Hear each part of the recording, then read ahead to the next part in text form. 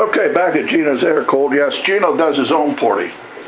And we're did the valve job and we're lapping it in. Look at that nice track. Dead center of the exhaust valve. Now, we're going to do the intake. Since I have a tripod now, you can see how this is all done if I can find the intake valve. Oh, here it is. Nope. What did I do with the intake? Is it still over here? Well, I might have lost it.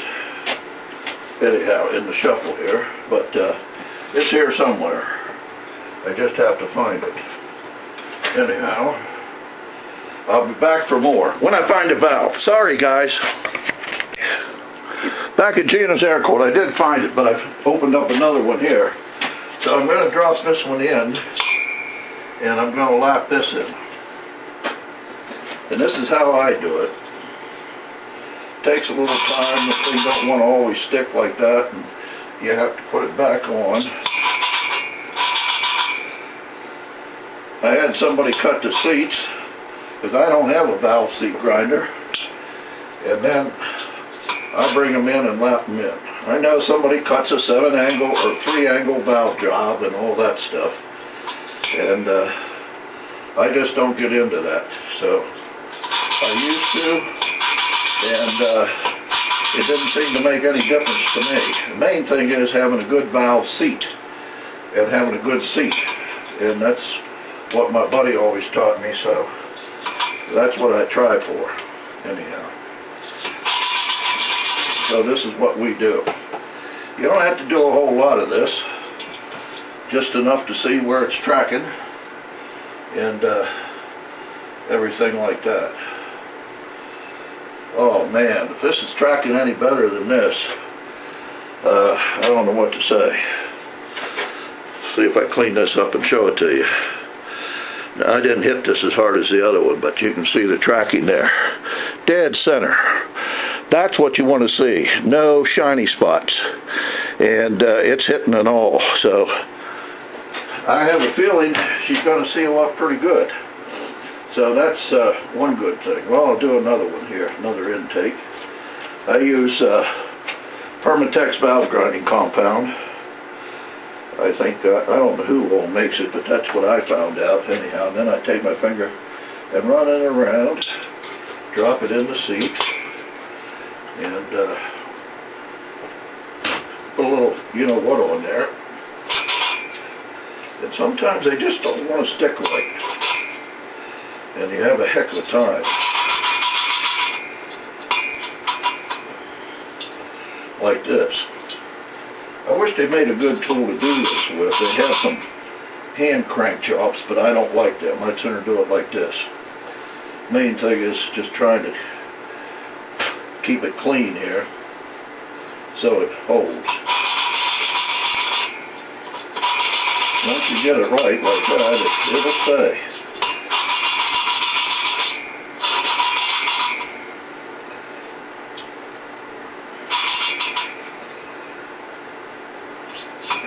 I know people out there are laughing, probably say, oh boy, what a ancient way to do it. Well, at least I know my valves are going to seat.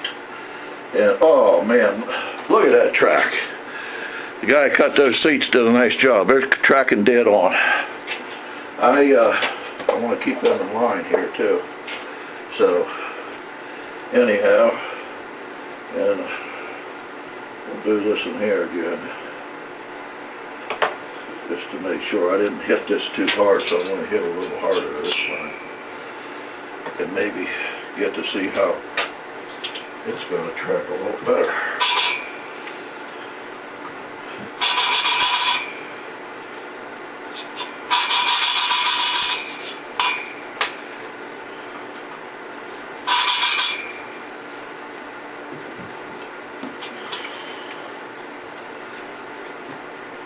And the real test is, I'll show you here in a minute, when I get this one done. There it goes, staying.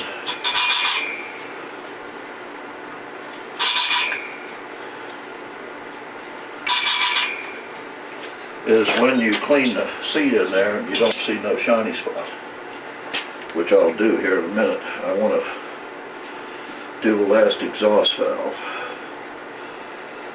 Looks good. We'll do this other exhaust. I got to cut one out over here. Yes, I use Scat stainless steel valves. I like their stuff. I use a lot of Scat and CB.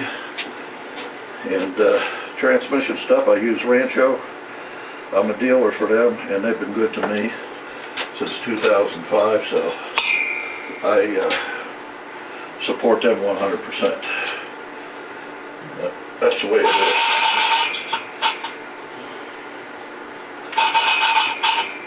Well, when you don't have a vibe grounding, or the seat, you have to take it somewhere else and have it done. So you have to depend upon somebody else to do it. The guy that cut these seats didn't charge me nothing. He's a good friend of mine. And that makes it nice.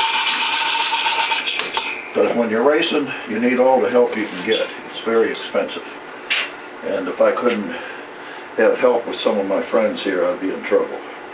Oh, that baby's tracking perfect. So those 4 valves are done. Yes, I like carburetor cleaning. We'll hose this all out and check the seat.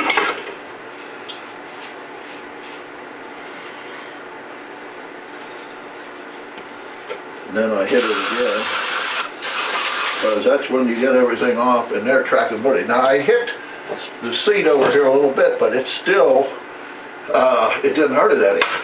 Matter of fact, somebody will say, oh, he's full of crap, but I'll show you here in a minute. Right here's where I hit it, but you can see the tracking's right there. It's up to there, so it's not going to hurt it at all. And I might pull it in a little bit more and see what happens. But when you're porting these, you shouldn't have the seat done like I did until after you get done porting. But it didn't happen that way here. I had to get them done first. So what I'm going to do is lap that in a little bit more, but it's going to seal. And we'll see these heads, so we'll know for sure if they leak or not. That's no problem. But boy, I was very careful and I tried not to hit them when I was porting them. My porting's a little rough. I don't have all the fancy know-how and the tools, but I know what to do. And I know where to take it off. So that's half the battle. And you can do it yourself. It ain't no rocket science to it like everybody wants to make it appeal. Now, I like CB heads, and my buddy, I think there's a fella in California does real nice work, and I can't think of his name, but a couple guys out there, and he swears by them. Well, if I had the money, I'd probably have Tim's heads. That's who it is. And if I had the money, I'd have him do a set for my race car and advertise for him. But I don't have the money, so I got to do poor man's way, like Gene Berg always said. Yes, I was a personal friend of Gene Berg. I met him down in, if you go to my website, you can see me shaking hands or talking to him or something. There's something up there. Down to him at North Carolina. He came in. When I had my other shop, back in the 70s and the 80s, when Gene was alive, it's a lot different now. But when he was alive, oh yeah, that took care of it, man. That's perfect. We did a lot of buying from him, thousands of dollars worth a month, and we got the chance to meet him down there. He was a heck of a guy. So Gene told me a couple ways to do things, and I always did it. I never met his boys, but did meet Dee, and she was along with him. But things now are different from what it was when he made his own stuff. I think they're buying a lot of stuff in China, but I can't say. I mean, that's just hearsay, but whatever. Anyhow, it's up to anybody that wants to do whatever they want to do.